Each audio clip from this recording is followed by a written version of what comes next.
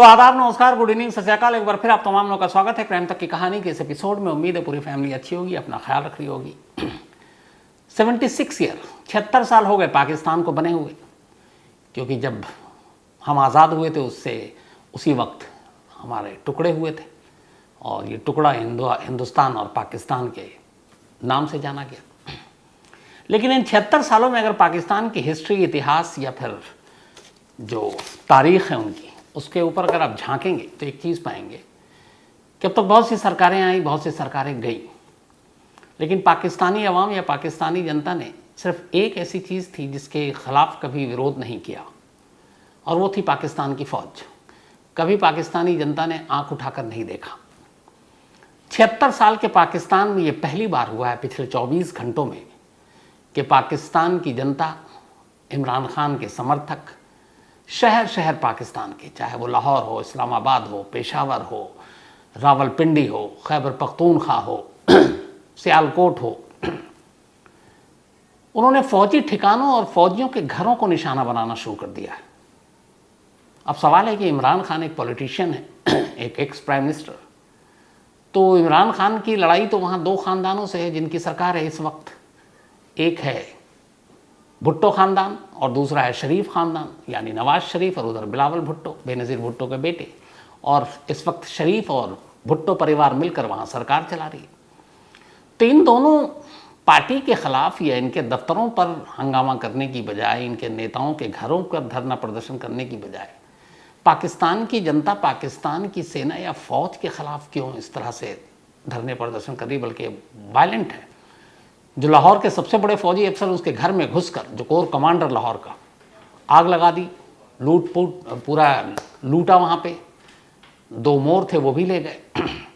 घर में एक डमी एयरक्राफ्ट था, वो भी ले गए।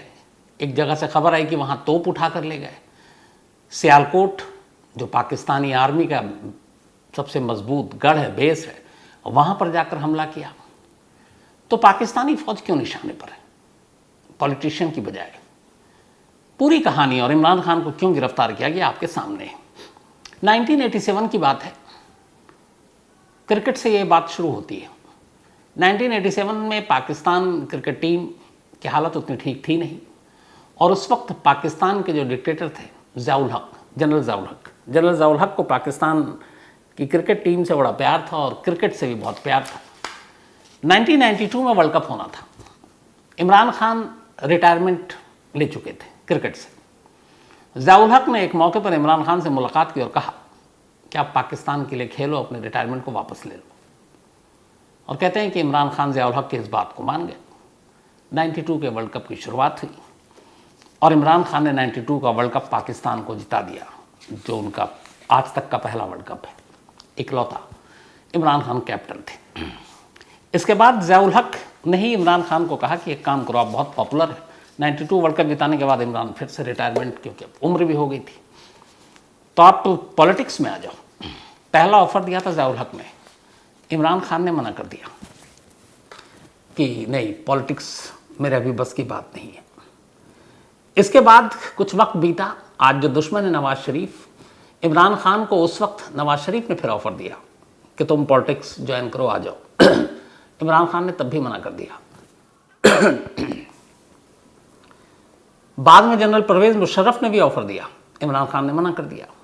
वर्ल्ड कप जीतने के बाद इमरान खान जो पहला काम कर रहे थे, उनकी मां शौकत खानम, जिनकी मौत कैंसर की वजह से हुई थी, इमरान खान चाहते थे कि पाकिस्तान में कैंसर का इलाज शुरू हो, लोगों को ये सुविधा मिले, और उस वक्त कोई ऐसी स्पेशलिस्ट या इस तरह की चीज़ें पाकिस्तान में थी नहीं। तो उन्होंने एक पाकिस्तान में अपनी मां के नाम पर एक कैंसर हॉस्पिटल बनाने का फ़ैसला किया। और इसके बाद अब वो वर्ल्ड कप जीते तो बहुत सारे चैरिटी और इधर उधर से पैसे आए, लेकिन इतने पैसे नहीं थे कि हॉस्पिटल बन जाए। कैंसर के हॉस्पिटल को बनाने में काफ़ी खर्च था। इमरान खान की राजनीति की तरफ जो कदम बढ़ना शुरू हुआ, उसकी वहाँ पे कहानी ऐसे होती है कि तब पाकिस्तान में जो पाकिस्तानी खुफिया एजेंसी है ISI, जैसे हमारे यहाँ रॉ, RNW, तो उसके एक चीफ हुआ करते थे एक्स, उनका नाम था हमीद गुल। हमीद गुल और एक जमात इस्लामी के वहाँ पे एक अध्यक्ष थे जिनका नाम था अली दुर्रानी। इन लोगों ने मिलकर अपने जैसे कुछ सोच वाले लोगों से मिलकर एक ऑर्गेनाइजेशन बनाया था जिसका नाम था पासबान। और उसकी सोच ये थी कि समाज में अच्छे काम करने हैं, लोगों को धर्म की तरफ ज़्यादा वो करना, उसी हिसाब से ही पासबान काम कर रहा था। तो जो जमात इस्लामी के मोहम्मद अली दुर्रानी थे, जब उन्हें पता चला कि इमरान खान कैंसर हॉस्पिटल बना रहे हैं, तो उनकी अपनी पहुंच थी पाकिस्तान के लोगों में, तो उन्होंने अपने लोगों के ज़रिए बहुत सारे शहर शहर से लोगों को कहा कि आप चंदा दो, ये नेक काम है, इससे मदद करो।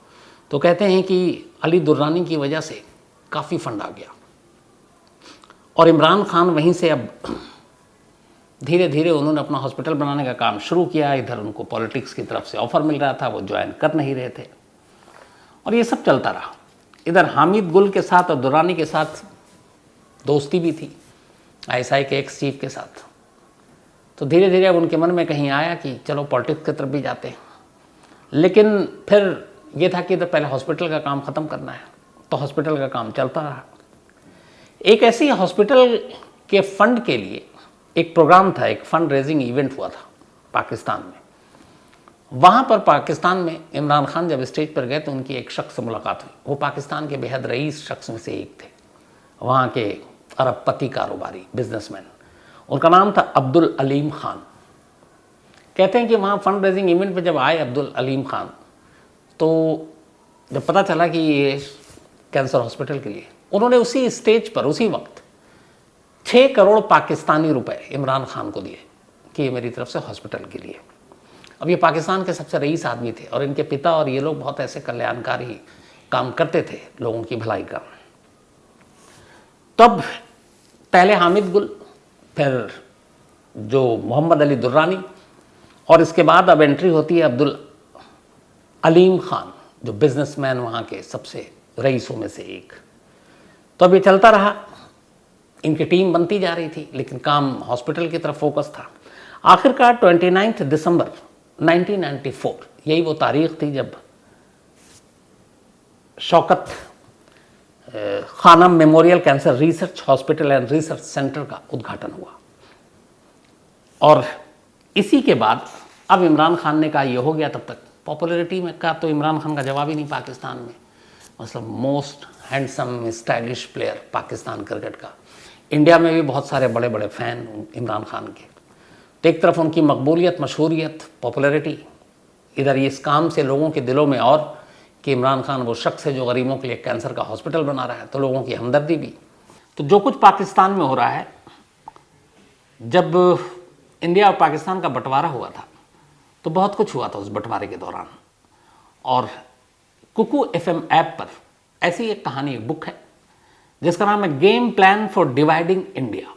तो पूरे जो गेम प्लान था भारत के टुकड़े करने के लिए, कुकू FM ऐप पर है, ऑडियो बुक में है। आप सुनेंगे तो आपको उसमें बहुत गहराई में बहुत सारी जानकारी मिलेगी। और ये जो कुकू FM ऐप है, ये ऑडियो शो प्लेटफॉर्म है, देश का बेस्ट है, जिसके 15 लाख से ज़्यादा एक्टिव हिंदी पेड सब्सक्राइबर है। और यहाँ हर महीने लगभग 4200 आवर्स के कंटेंट के साथ ये लगातार इनकी जो खजाना है वो बढ़ रहा है। कुकू FM ऐप पर 10,000 से ज़्यादा ऑडियो बुक हैं जिसे आप कहीं भी कभी भी सुन सकते हैं। हिंदी में भी सुन सकते हैं, अलग अलग भाषा में सुन सकते हैं। इसमें biography, business, crime, entertainment, politics, तमाम ऑडियो बुक है। क्राइम तक फैमिली के लिए ख़ास एक ऑफ़र है। कुकू FM ऐप के पहले महीने के सब्सक्रिप्शन पर पूरी क्राइम तक फैमिली के लिए 30% डिस्काउंट है, यानी 30%। यानी पहले महीने के लिए सिर्फ 69 रुपये में, 69 रुपीज़ में आपको 10,000 ऑडियो बुक का एक ऐसा ख़जाना मिलेगा जिसे आप जहाँ चाहें जब चाहें सुन सकते हैं। क्राइम तक फैमिली के लिए नीचे दिए गए डिस्क्रिप्शन में लिंक है, कूपन कोड है crime30, और बस इस crime30 का इस्तेमाल करें और पहले महीने के लिए 30% डिस्काउंट पाएँ। यानी कि 99 रुपीज़ का जो सब्सक्रिप्शन है वो 69 रुपीज़ में आपको मिलेगा। अब ये जब सारी चीज़ें हुई तब इमरान खान ने कहा कि चलो अब आता है पॉलिटिक्स का रास्ता। और इसी के बाद इमरान खान ने 1996 में अपनी एक राजनीतिक पार्टी बनाई। और इस पार्टी को बनाने के बाद पाकिस्तान तहरीक इंसाफ पार्टी, PTP। लेकिन शुरुआत बनाई, उन्हें लगा होगा कि राजनीति में पॉपुलैरिटी और सिर्फ इसके सहारे आगे बढ़ जाएंगे। और ऐसा नहीं है, क्रिकेट और पॉलिटिक्स बड़ी अलग चीज़ें हैं। क्रिकेट के मैदान में आपको 11 खिलाड़ियों को कंट्रोल करना होता है, यहाँ एक पूरे देश को कंट्रोल करना होता है। लेकिन खैर उन्होंने पार्टी बनाई और 2002 के चुनाव में पहली बार उनकी पार्टी चुनावी मैदान में उतरी, लेकिन सिर्फ एक सीट जीती थी और वो सीट भी मियांवाली से इमरान खान की सीट थी। बस वही जीते, बाकी उनकी पार्टी का एक भी शख्स, एक भी कैंडिडेट नहीं जीता। ज़मीनी स्तर पर कुछ था नहीं, लेकिन फिर भी उनकी पार्टी लगी रही। इसके बाद 2013 का इलेक्शन आया, बीच में और भी चुनाव हुए। 2013 के चुनाव में इमरान खान पहली बार, उनकी पार्टी ने कुछ कर दिखाया, 30 सीटें जीती और वोट जो परसेंटेज था उसके हिसाब से वो पाकिस्तान की दूसरी सबसे बड़ी पॉलिटिकल पार्टी बनी। यहाँ से एक ज़मीन तैयार हुआ कि अब पीटीपी और लोग इमरान खान की तरफ देख रहे थे। पाकिस्तान में हर सरकार करप्शन से डूबी हुई, तो उन्हें लगा कि एक स्पोर्ट्समैन, ईमानदार, क्यों ना इसको आजमाया जाए। 2013 के बाद फिर 2018 में चुनाव हुआ और जब 2018 में चुनाव हुआ तो फिर इमरान खान की किस्मत पलट गई। 2018 के इलेक्शन में पाकिस्तान के नेशनल असेंबली के लिए जो चुनाव हुआ, असेंबली के लिए 116 सीटें पर इमरान खान ने जीती और वो पहले ऐसे पॉलिटिशियन बने पाकिस्तान के इतिहास में जिन्होंने नेशनल असेंबली का चुनाव 5 जगह से लड़ा था, अलग अलग। हमारे यहाँ भी बहुत सारे पॉलिटिशियन लड़ते हैं, लेकिन 2 जगह से, और जहाँ से जीतते हैं फिर एक खाली कर देते हैं। पर इमरान खान ने 5 जगह से चुनाव लड़ा और वो 5 जगह से जीत गए। हालांकि उनको बाद में 4 सीटें खाली करनी पड़ी, क्योंकि एक ही जगह से वो नेशनल असेंबली के मेंबर हो सकते थे। तब उसके बाद उन्होंने सरकार बनाई। सरकार बनाने के बाद चली, उसके बाद अगस्त में शपथ भी लिया, रिजल्ट आया था जब। लेकिन पाकिस्तान का इतिहास है कि 1947 से लेकर आज तक लास्ट 76 ईयर में एक भी प्राइम मिनिस्टर अपना कार्यकाल यानी टेन्योर पूरा नहीं कर पाया 5 साल का। उससे पहले ये हट गया, हटा दिया गया, सरकार गिर गई, आर्मी ने गिरा दिया, यही होता है। और यही जो परंपरा थी इमरान खान के साथ भी, इमरान खान को भी वक्त से पहले विदाई लेनी पड़ी। उसके बाद भुट्टो एंड शरीफ ख़ानदान दोनों ने मिलकर सरकार बनाई, इमरान खान को बाहर कर दिया गया। अब तब से इमरान खान धरना प्रदर्शन विरोध में लगे हुए हैं। लेकिन अब सवाल है कि अचानक कल क्या हुआ जिसकी वजह से पाकिस्तान सुलग रहा है, लोग सड़कों पर उतर आए हर शहर में। तो ये मामला है एक ट्रस्ट और एक यूनिवर्सिटी का, और जिसकी वजह से इमरान खान की गिरफ्तारी हुई है।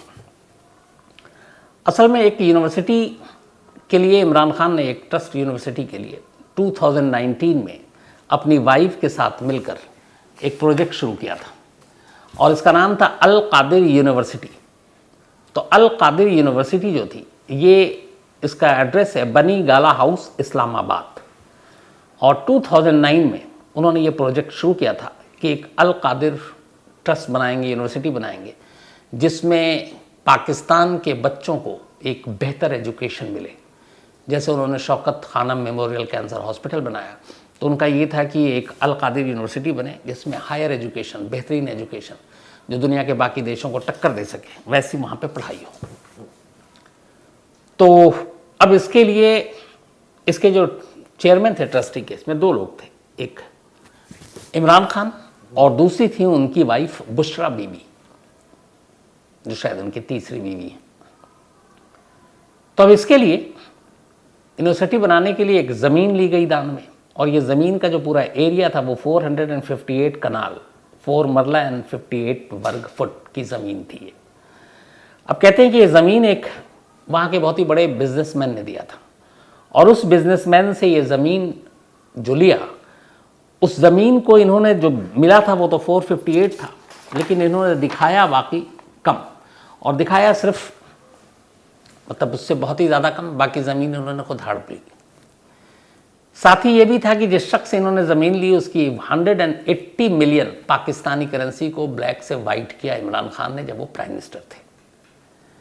और ये 2 करप्शन के इल्ज़ाम लगे कि एक, आपने जो ज़मीन ली यूनिवर्सिटी के नाम पर, उस ज़मीन में से ज़्यादातर ज़मीन आपने पर्सनल इंटरेस्ट के, पर्सनल इस्तेमाल के लिए रख दिया, और आपने एक तरह से धोखा दिया और पैसे कमाए। दूसरा था कि आपने जिस शख्स से, जिस कारोबारी बिजनेसमैन से ज़मीन ली थी, उसके आपने करीब 180 मिलियन, लगभग 50 अरब पाकिस्तानी रुपए की बात आ रही थी कि वो मनी लॉन्ड्रिंग और उसको ब्लैक एंड वाइट करने की बात आई थी। तो ये जब इमरान खान प्राइम मिनिस्टर थे उस वक्त की बात है। अब बात ये कि 2019 थी, तो अब गिरफ्तारी क्यों हो रही है? तो हुआ ये कि हाल में कुछ वक्त पहले जिस कारोबारी, जिस बिजनेसमैन ने ये ज़मीन दी थी, उसने मीडिया को ये बताया कि मैंने तो इतनी ज़मीन दी थी, लेकिन इमरान खान और उनकी वाइफ ने बाकी ज़मीन अपने पर्सनल उसके लिए लिया या बेचा, जो भी, और उसको कम करके दिखाया। दूसरा, एक ऑडियो थी बातचीत की, वो मीडिया के ज़रिए लीक हुई, उसमें इमरान खान का नाम आया। हालांकि इमरान खान ने सफाई दी कि उनके पास पूरा हिसाब किताब है, जो भी चाहे चेक कर सके। लेकिन ये मामला चला, तब तक कुछ हुआ नहीं। अब पाकिस्तान में जो है, वो जो करप्शन के मामले की जांच करती है, वहाँ पे उसको कहा जाता है नैब, NAB। तो नैब जो है वो इस मामले की जांच करती है, मतलब नेशनल अकाउंटेबिलिटी ब्यूरो, नैब। अब ये जांच चल रहा था, इधर सरकार चली गई। अब भुट्टो एंड शरीफ खानदान की सरकार थी। इमरान खान के ऊपर कुल लगभग 80 के आसपास केस हैं, कहते हैं पाकिस्तान में। बहुत सारे केस थे, इसमें से एक ये भी था, ट्रस्ट वाला मामला। एक केस था तोशखाना। पाकिस्तान में एक जगह है तोशखाना। तोशखाना एक ऐसी जगह है जहाँ पे पाकिस्तान के जो भी पॉलिटिशियन जो सरकार में होते हैं, जैसे प्राइम मिनिस्टर हो, प्रेसिडेंट हो या मिनिस्टर हो, अलग अलग, finance minister, defence minister, foreign minister, तो हर देश की सरकार के ये मंत्री और खुद PM और प्रेसिडेंट आप दौरा करते हैं सरकारी, अलग अलग देशों में जाते हैं। तो जब देशों में जाते हैं तो उन देशों के राष्ट्र अध्यक्ष आपको तोहफा देते हैं, अलग अलग गिफ्ट। कोई आपको घड़ी देता है, कोई आपको पॉट देता है, कोई कालीन देता है, महंगे महंगे तोहफे, कोई पेंटिंग देता है। तो पाकिस्तान में एक ये है कि एक एक्ट है कि जो भी आपके सरकार में रहते हुए आप मंत्री हैं या PM हैं या प्रेसिडेंट हैं, आप अगर कहीं बाहर जाते हैं और वो तोहफा मिलता है तो वो आपका नहीं, वो आपके मुल्क का है। तो आप उसको लाकर इस तोशखाने में जमा करते हैं और उस तोशखाने में उसको रखा जाता है ताकि वहाँ पर लोग उसको देखें भी। बस उसमें एक और क्लाउज है कि अगर उस तोहफे की कीमत 30,000 रुपये से कम है, 30,000 से नीचे है, तो फिर जिसको तोहफा मिला है, suppose Imran Khan as a prime minister India आए, उनको 30,000 रुपये का गिफ्ट किया मैंने, तो वो ज़रूरी नहीं है कि तोशखाने में जमा करें। लेकिन अगर 30,000 रुपये से ज़्यादा का तोहफा है तो फिर आपको जमा करना पड़ेगा, या फिर आप 50% पैसे देकर उसको ख़रीद सकते हैं। उनके ऊपर इल्ज़ाम ये लगा कि Imran Khan as a PM जब थे और कई देशों का दौरा किया जो उनको महंगे तोहफे मिले, उन्होंने तोशखाना में जमा कराने की बजाय बेच दिया और उससे लाखों रुपए कमाए। तो ये उस रूल की एक तरह से खिलाफ था, तो वो मामला भी चल रहा था। कुछ मामलों में और ये था कि आपने चुनाव में झूठ बोला। एक महिला जज को भी धमकाने का इल्ज़ाम इमरान खान पर एक केस चल रहा है। कल ट्यूसडे को इमरान खान इस्लामाबाद हाई कोर्ट पहुँचते हैं। वहाँ पे एक केस के सिलसिले में ज़मानत लेने के लिए गए थे वो, कि मुझे वो जो केस है उसमें फाइनली ज़मानत दिया जाए। उन्हें और कुछ अंदाज़ा भी नहीं था। आपको याद होगा पिछले महीने भी इमरान खान को गिरफ्तार करने की कोशिश की गई, तब पूरे उनके समर्थक आ गए और पुलिस को बैरंग लौटना पड़ा था। कल इमरान खान गए इस्लामाबाद हाई कोर्ट में एक केस में, पुराने केस में ज़मानत लेने के लिए। उनको दूर दूर तक अंदेशा नहीं था कि उनके साथ क्या होने वाला।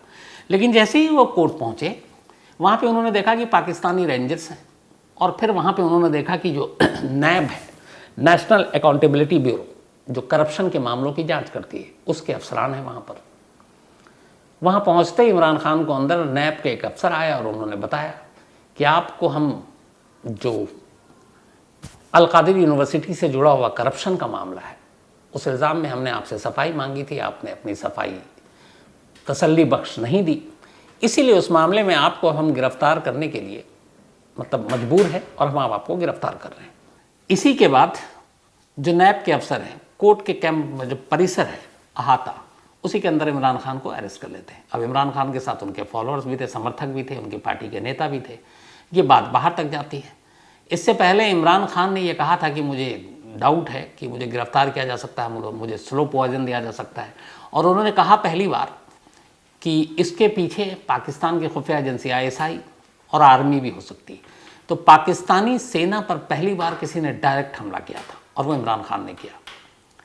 और ये पहले भी, इससे पहले इमरान खान बोलते रहे हैं पाकिस्तानी ISI और सेना के ख़िलाफ़ एक पाकिस्तान के जर्नलिस्ट की नैरोबी में उन कत्ल कर दिया गया था। कहते हैं कि उसका कत्ल इसलिए किया गया था क्योंकि उस जर्नलिस्ट को ये पता चल चुका था कि कुछ दिन के बाद इमरान खान की सरकार गिरेगी और भुट्टो और शरीफ खानदान मिलकर अपनी सरकार बनाएगी और इसमें फ़ौज का रोल है, और उस फ़ौज के बारे में कुछ जानकारी मिल गई थी। जान का खतरा था, इसलिए वो जर्नलिस्ट एक पाकिस्तान के न्यूज़ चैनल का था, वो पाकिस्तान छोड़ दिया और वो पहुंच गया कीनिया। लेकिन कीनिया में नैरोबी में उसको गोली मार दिया गया। इमरान खान ने उस जर्नलिस्ट की मौत पर भी ये कहा था कि उसकी हत्या जो है ये पाकिस्तानी खुफिया एजेंसी ISI और आर्मी के कहने पर किया गया। तो लगातार वो फ़ौज को एक तरह से निशाने पर ले रहे थे। तो कल जैसी गिरफ्तारी हुई, तमाम नेताओं ने इमरान खान की पार्टी की आवाम से अपील कर दी और उसके बाद लोग सड़कों पर उतर आए। लाहौर के जो कोर कमांडर हैं उनके घर में घुसकर तोड़फोड़ की, आग लगा दिया। इसके अलावा इस्लामाबाद में तोड़फोड़ की, रावलपिंडी में जो फ़ौज के ठिकाने हैं वहाँ तोड़फोड़ की। एक जगह से तो तोप ही लोग लेकर घसीटते हुए जाते हुए तस्वीरों में दिखाई दिए। तो ये पहली बार हुआ कि जब इमरान खान के लिए इमरान खान के समर्थक किसी पॉलिटिकल पार्टी को निशाना नहीं बना रहे, बल्कि सीधे सीधे फ़ौज को बना रहे हैं। और अभी तक फ़ौज खामोश है। अब जो डर है वो इस बात का कि अगर फ़ौज ने रिएक्ट किया तो फिर ये एक तरह से गृह युद्ध छिड़ सकता है। और पाकिस्तान की कोर्ट ने, जिसने कल नैब में जब गिरफ्तार किया था, 6 या 8 दिन की पुलिस कस्टडी में इमरान खान को आज भेज दिया है। तो जितने दिन इमरान खान पुलिस की हिरासत में रहेंगे, उनकी पार्टी के सपोर्टर और जो उनके मानने और चाहने वाले हैं वो शायद अपने घर में सुकून से रहेंगे नहीं। और इसीलिए ये वायलेंस अभी कहाँ तक जाएगा कुछ बताया नहीं जा सकता। तो ये थी पूरी कहानी इमरान खान की गिरफ्तारी और उसके बाद सुलगते हुए पाकिस्तान की। अब कहानी ख़त्म करूँ उससे पहले वही अपना सिलसिला। आज कोमल ठाकुर, इनका बर्थडे है, तो हैप्पी बर्थडे कोमल। और ये उज्जवल ठाकुर जी की पत्नी है। इसके अलावा शर्मिला बिश्नोई, इनका भी आज जन्मदिन है, तो हैप्पी बर्थडे शर्मिला जी। और ये श्रीनिवास बिश्नोई जी की पत्नी है। साथ ही आज रीता रिया एंड रजवानी एंड सनी रजवानी, इन दोनों की आज एनिवर्सरी है। तो रीता जी और सनी जी बहुत बहुत बधाई आपको। फरजाना खान भाटी ने भेजा है। कविता एंड विक्रम सिंह की भी एनिवर्सरी है, तो कविता जी और विक्रम जी आप दोनों को बहुत बहुत बधाई। मोनिका एंड नवीन चौधरी, इन दोनों की भी एनिवर्सरी है, तो मोनिका जी और नवीन साहब आपको भी बहुत बहुत मुबारक बधाई। राहुल ने भेजा है ये। साथ ही Dipanshu Sharma, thank you so much Dipanshu, आपका भी और आपकी वाइफ का भी। अंकिता कुमारी, इन्होंने कहानी की फरमाइश की है। रोहित रे, इन्होंने कहानी की फरमाइश की है। और बल्कि इसी पाकिस्तान की कहानी की इन्होंने फरमाइश की थी। अलकादिर ट्रस्ट के बारे में पूछा था, उम्मीद है आपको जानकारी मिल गई होगी। सैम गांधी और इनकी वाइफ दोनों ने एक सजेशन दिया और ये भी कहा कि आप पीछे गन न रखें तो अच्छा है। मैं बिल्कुल दीपक और विनोद शिकारपुरी से कहूँगा ये बंदूक हटा दिया करें।